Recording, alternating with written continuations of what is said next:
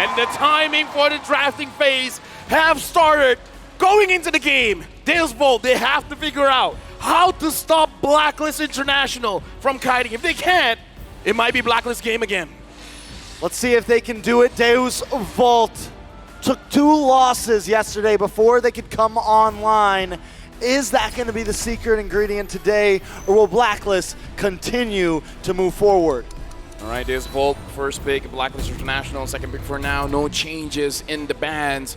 Deus Volt first picked up the Boxia in the previous game. Will that shift or not? Because again, even the panelists that were talking about in terms of the damage, looked like it wasn't enough. Yeah, I think despite them having like a composition that wants to go for long fights, their damage dealers were bursty damage dealers, right? It was Brody and Faramis. The fact that Kid Bomba was dealing the most damage shows you that I feel the synergy just was off with the composition that they had. Bomba was dealing more consistent damage, bro. Yeah, I think DEVU just needs to maybe draft something that has a couple different win conditions, not just everything into the early game.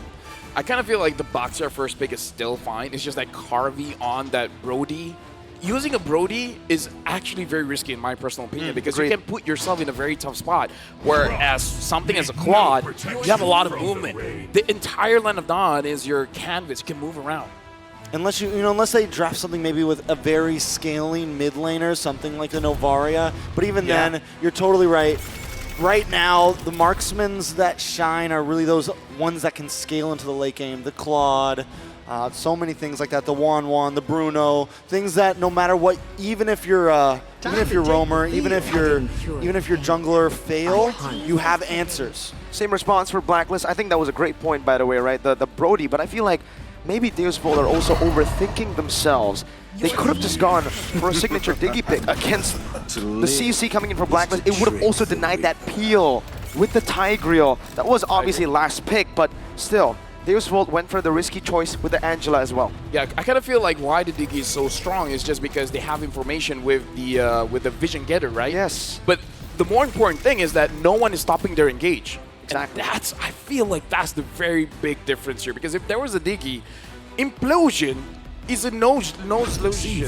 You can just move through. It's a no implode zone. Implonotion. Implonotion. It's a notion to implosion.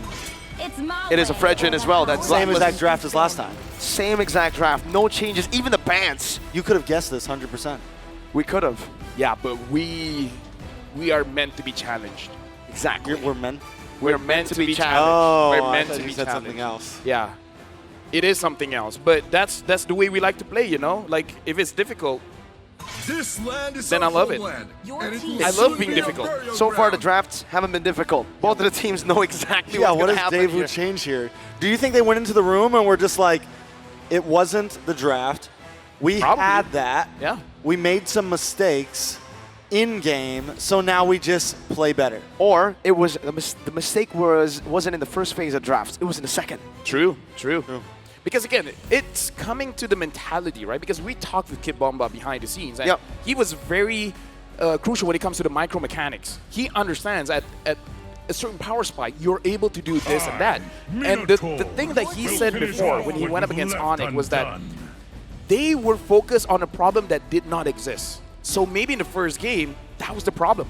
They were worried about things that did not exist. So maybe this time, the damage dealers are going to do a better job. Maybe this time, Carvey is going to make sure that he doesn't do those mistakes where the mistakes is easily avoidable. I worry about things that don't exist all the time. Ghost, cuckoo birds. Ooh. T-Rexes. That's why I made it my name. Reptars. Reptars are real. Reptars are real. One in the talent room. But this right here is even realer. It's the same draft, exactly. Literally even towards the second phase ban, so nothing has changed so far. So Paquito? Imagine the one time we say the hero. Exactly, right? That's what I'm scared of. That's why we're not like an Arlet. Yeah. Right, Blacklist will go Paquito. Let's see if the curse works. I don't know if you want to test that out, you know, because I predicted Blacklist. Oh wow, all right. Who would have guessed that, man? Even Wolf wouldn't have been able to guess that. No, because he would have got inside his own head. For sure. True, yeah. Only the meant to be challenged like us would be able to get. Is it a BA? Is it a Brody Angela? A BA or an AB? Or a Diggy. A BD, a Brody Diggy. A I will BD. be there upon Okay. the first blossom. That's the Angela. Angela. We've got it. One more. Will it be the... I think pick up like a Beatrix here. Just switch it up. Yeah. I'm okay with the Beatrix. Something else. This isn't damage. I like it, right? If it's not the Beatrix, what do they want to go for? Do they want to go for something like a Claude, actually, right? Claude, yeah. Claude. Yeah. Anything other than the Brody right now, honestly. Because that was definitely... Actually, the Claude would be great. Yeah. Is my tempo. Your team is picking. The crowd It would cheered. be great. It would be great, right? Are they downloading? We don't have a visual mistake, right? No. Right? So it's the Brody, and now Renegade's like, Tigreal? wait, Are Tigreal? we in a time loop? Are we going to be here forever? Are we still in game this- one? is this Was gra- game one is so this fun that Groundhog we just, game? you know, have to repeat it? No. If this is game my one. friend. Oh, he just confirmed it. All right. Thank you, Renegade. Thank you, Renegade. Thank you, MTB, for changing something in the draft. I was going to go crazy. But either way, I would say the strategy does not change because Renegade just now, I would say a lot of the engages did come from the Fredrin, so it doesn't have to come from Renegade anymore. He can just help the Team Kai because that's what DealSport want to do. They want to dive. All right. Everybody, let's jump into the land of Dawn. It's game number 2. Blacklist International looking for match point. There's a Volt here with the same exact draft. Now against the S-Test. Does it work better for their dynamic going up against an S-Test instead of a Tigreal, Lapel?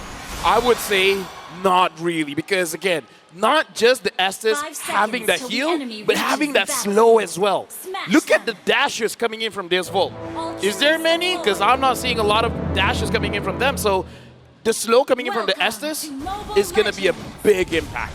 But now they're going to be even clumping it. They're going to be clumping up even more, right? And when it's Renegade on the S-Test, it's always the F S-Test, the Flicker S-Test. No, one more thing. What? It's not just the Blessing of the Moon Goddess. Netherrealm as well.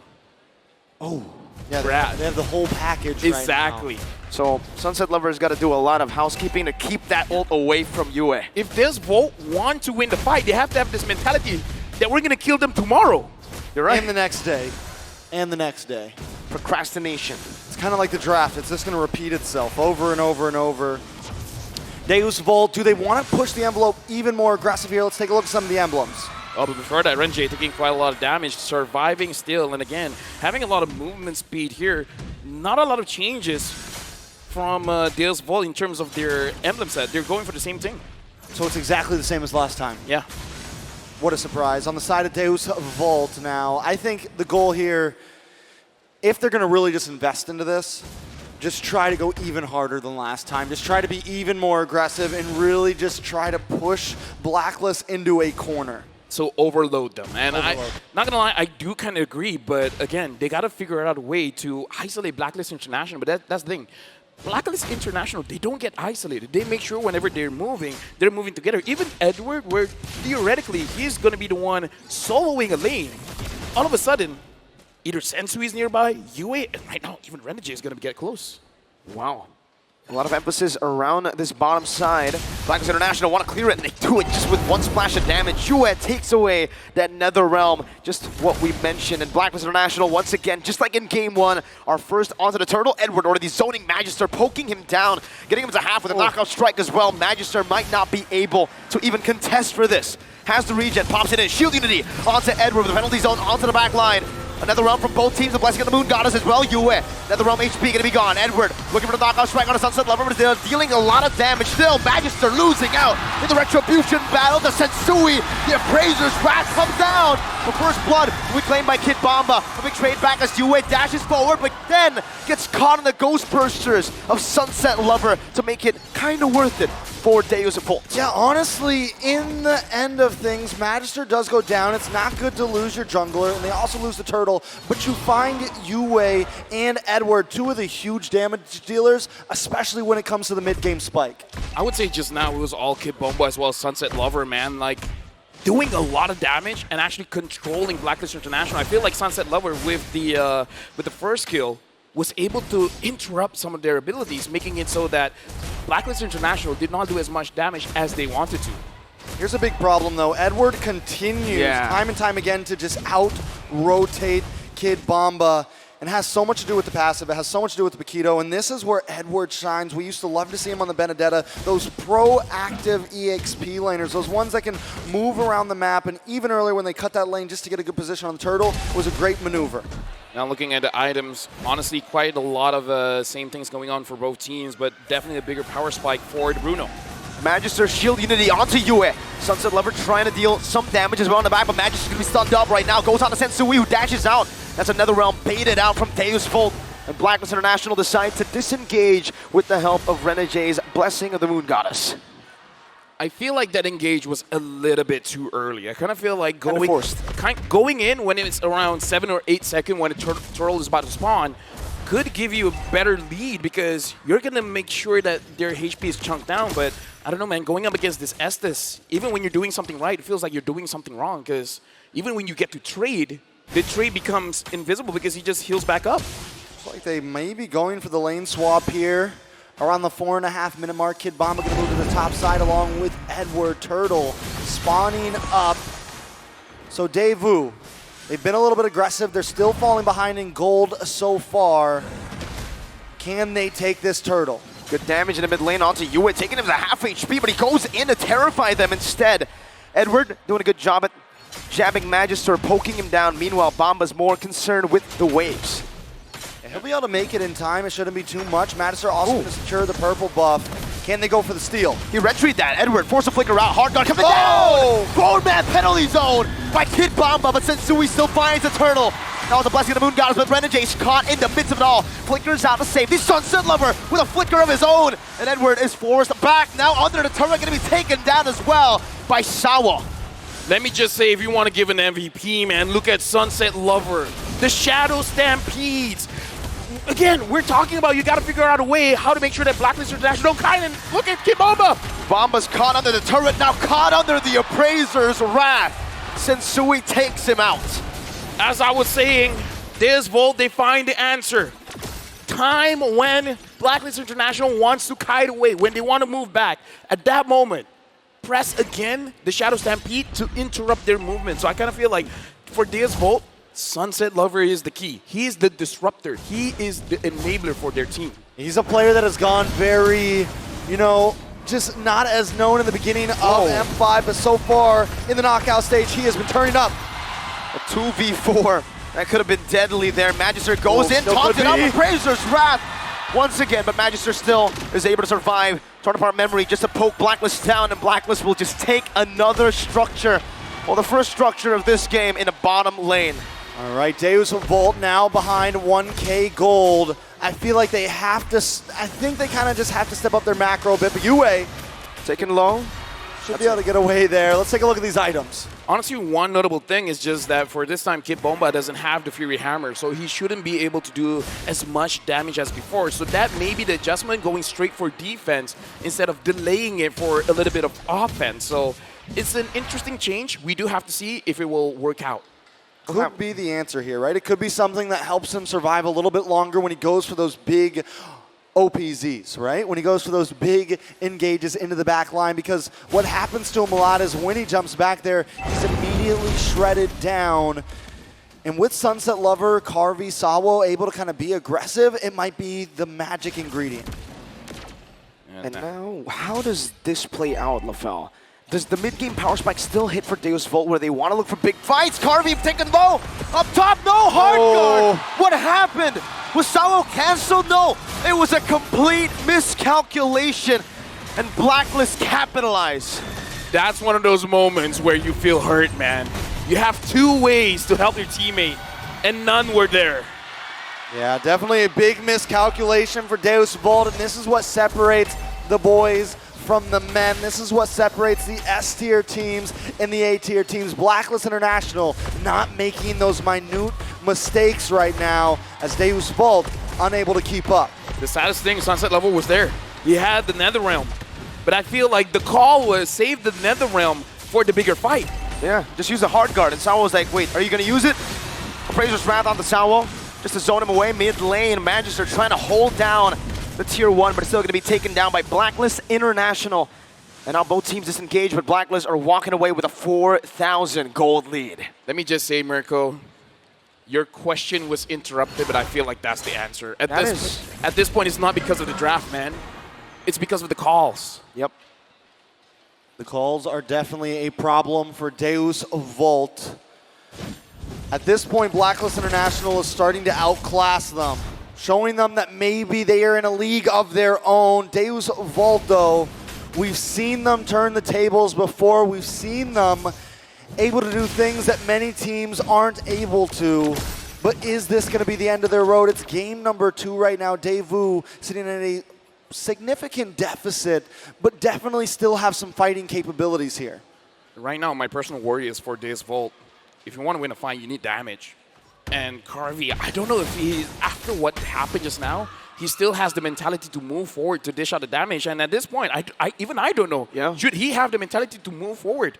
Maybe it's better to take a back seat, see what happens first, and then dish out the damage. Maybe let Yue do the initial part of the damage, and then have Carvey get some stacks and then finish it off? I think so. I think the whole point of the Brody here is to be the executor, right? It can't be the main source of damage here, as, again, the way that they're fighting, they need to bait out a lot of these abilities. The Nether Realm coming in, the Blessing and the Moon Goddess, you put a Torn Apart Memory against two of those, and it's basically a wasted ultimate for the Brody. So it's really how they layer these abilities, the damage source as well, to get the execute onto the right members of Blacklist. The big problem is Carvey's supposed to snowball. The Brody is supposed to have a kill or two by now. And at this point, he has nothing. He actually has a death. Whoa. Penalty zone flicker to the back right now. NetherRealm coming down, very clutch. Blessing the Moon Goddess coming down as well. Kid Bomba, very, very low. Oheb walks forward, finds the shot. Edward running away. Sensui onto Magister now as he grants all the space that Blacklist need to get Oheb all those free hits. Not only did Blacklist win out in that fight, but they walked out of that fight with full health bars. Deus Volt unable to even chip into the heal coming from Renegade right now from the space created from the team of Blacklist. Deus Volt aren't going to be able to last much longer if this is how fights keep going. I don't want to be a party pooper, man, but at this point, I feel like Blacklist International, they need to receive damage from the crystal for them to die. Yeah. I feel like the turrets have to chip in. They really do, LaFell. I think if the turrets don't chip in, Deus Volt just simply don't have enough damage to melt down these HP bars. If it was bad earlier in game number 1 against the Tigreal, now put an Estes in and we got the answer we were looking for. Dude, this is one of those comps where you just want to go to the next game, man. Yeah, it's definitely going to be a lot to compete with. Blacklist International closing in on the towers, Lord on the top side. Torn Apart Memory used up. Oheb just soaks it in. Knows that there's Renegade on the side to give him more HP as Yue cuts in as well, looking for another angle to dish out damage, and there's no punishment. Meanwhile, bottom lane, Sunset Lover dealing some good damage onto Edward, but again, he can just sustain back up. Let me just say, it's been 4 to 5 kills. It's a low kill count game. It's just because Blacklist International, there's never a point they have to force it. They do enough damage where Deus Volt have to disengage. It's just macro dominance. Kid Bomba poke down, one more shot, Oheb again! Even with the DPZ, it isn't enough to get away from the Filipino sniper. That could be it. Blacklist International going to start chipping away at these towers right here. Deus Volt need an answer. They need something to get out of this heal hell that they're in right now. Blacklist International trying to close things up. What is the answer? No, let me just say, Oheb took a lot of turret shots. And he still didn't die. And he still didn't die. You know why? Renegade. Renegade. The heal man. The heal man with the Haas Claw? It doesn't matter if you have a Boxia. And they also have the Nether Realm. It's just... No, 50% of what Blacklist has is still a lot. It's like 50% out of 1,000,000. 500,000 is still a lot. That's a lot. And you can see from Edward as well, usually you expect the Bloodlust axe, right? He went straight for the Oracle, so he knows, you know what, I'm just going to rely on Renegade to heal me back up. Because as long as they buy time, right? As long as they're able to make these fights last more than 5-10 seconds, they always come out on top. At this point, it doesn't seem like there's an answer for Deus Volt. Kid Bomba went for the more defensive build in the beginning. Carvey is still 0-1. I mean, nobody on the team can really do any damage to them. Because the answer is, you want to outlast the NetherRealm and outlast the Blessing of the Moon Goddess. But let's be realistic. Can you? right? Unless Kid Bomba dives in completely alone. And he gets all of those things. Maybe. But let's be realistic here. I think that's difficult to do. There's too much layering. Definitely way too much. Not just from the abilities to keep them alive, but also that damage. That Lord was blitzed. I mean, not only that, but then you add a 10K gold lead on top of all those things, right? It's just Salt to the definitely just a little salt in the wound. Now we have OHEB already completely maxed out in items, as Carvey is still lacking 2. He's at a, what, 8.5, 9.5, 10.5, a 2,700 gold deficit right now. Renegade as well, having the Enchanted Talisman as well as the Flask of the Oasis. Now, in case you guys don't know what a Flask does, when your HP is low, when you heal someone, they gain a shield. And at the late game, the shield is basically like 60% of your HP. Good luck trying to get anyone down at that point. Especially when you have an 11,000 goal lead. Edward, knockout strike on 2 right now as another round gets popped in right now with a torn apart memory as well. Blacklist International, so Bamba with a desperate play in the end, but the Appraiser's wrath comes down, and OHEB is 3-hitting. Game number 2 will end with OHEB picking up a triple kill. Blacklist International keep on stomping. Deus Vult losing another game. That was a rough one. This time, Blacklist coming in with a draft that is basically unkillable. They're not kiting for this one. They're pushing forward. They're challenging the Dark Knight. We know you won't have enough damage. Try as you might, but we're not going down. We got the Heal Man. And the Hitman. He's the nicest Hitman I've ever seen. Yeah. He's the only Hitman I've ever seen. Good save, man. Good save. That could have been really, really scary, right? That's normally how that works. So game number 2, full of action. What do you think, analysts? You know what else he is?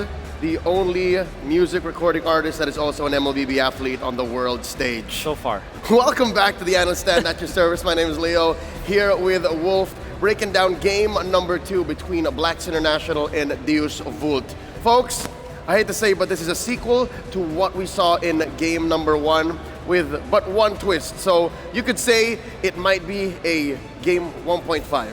Yeah, and it's borderline madness for me, you know? Insanity! Insanity, exactly, because what they did was to try to utilize the same formula going up against Blacklist International. Evidently, it didn't work. And I think that with the Estes, it's even a more difficult task, right? You saw that the Tiger was able to kind of, prevent them from dying. Estes literally is not going to have any problem in that game. Back-to-back, I mean, of course, this is game 1.5. 1.5, so same MVP. Game 1B. Game 1B, exactly. And it's the same concept. The auto attacks from OHEB, able to overload the Netherrealm, able to disincentivize Hearth Guards. Yeah. And he had to just do better than great. He had to do better than what he did in game 1 and just follow the momentum, follow the flow. OHEB is on a whole nother level.